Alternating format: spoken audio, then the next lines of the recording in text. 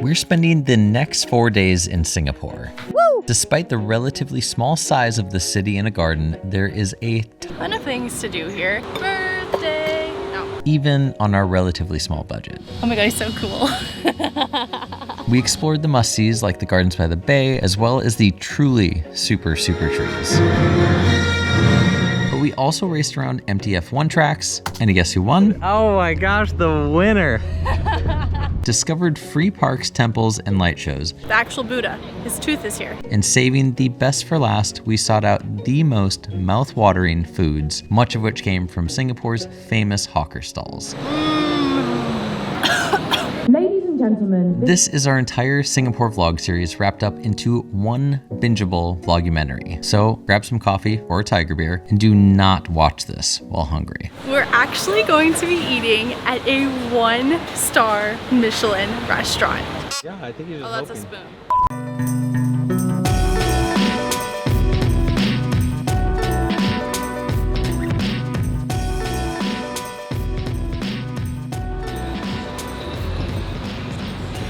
One of the coolest things that we've learned about Singapore so far is how it's such a sustainable and green city.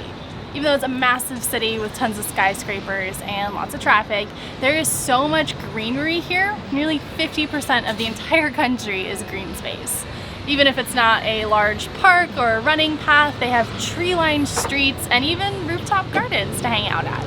We're here at Design Orchard, which is just across the street from our hotel. And it's a cute little cafe and art studio, and they have tons of green space outside. So even though we're right in the city, there's still little pockets of space that we can get out of the hustle and bustle and the heat, because there's lots of shade here, which I greatly appreciate.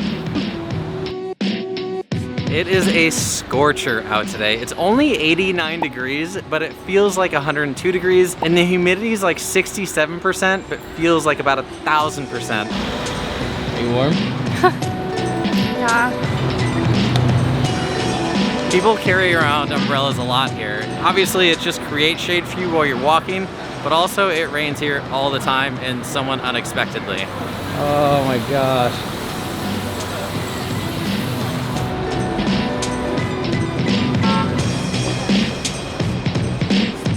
Singapore has designated smoking areas pretty much everywhere that you are outside. So if you see just a line of people, most likely they are all smoking.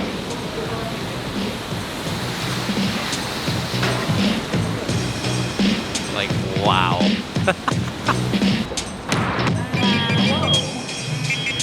Strangely enough, Singapore feels like the New York of Asia, and since I was getting borderline hangry, we figured we'd come to one of my favorite New York spots, Shake Shack, because they have one.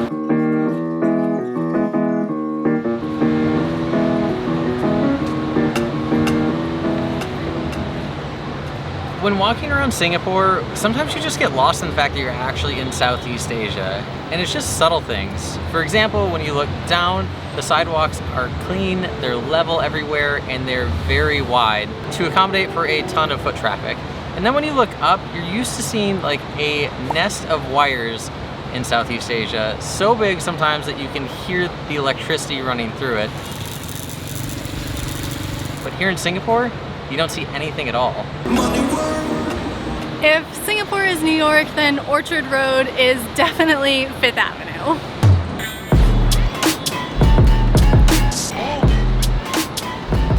We are going to be heading down to the Marina Bay, and luckily the easiest way to get there is the public transportation, which is not always the case in Southeast Asia, but the MRT system is the subway, and it's awesome and super easy and nice and air conditioned.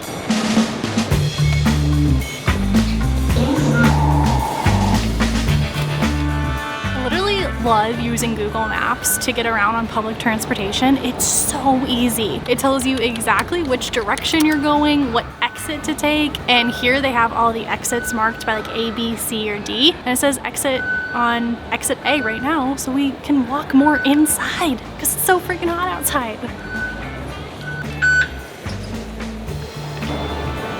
Another way we thought about getting around town which is really easy, but I'm glad didn't work out, are ride sharing bikes. The ones that we tried to use were like half broken, and it's only 87 degrees, but it feels like 100. So being inside with air conditioning as much as possible, very helpful.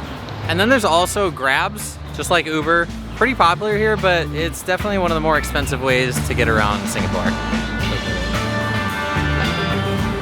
It's really nice because everybody speaks English here. It's actually one of the 4 official languages in Singapore. The other 2 are Malay, which is from Malaysia, just north of Singapore, Mandarin, and Tamil, which is from southern India and Sri Lanka. And we've seen a lot of signs in all the languages, but we can always find English, which is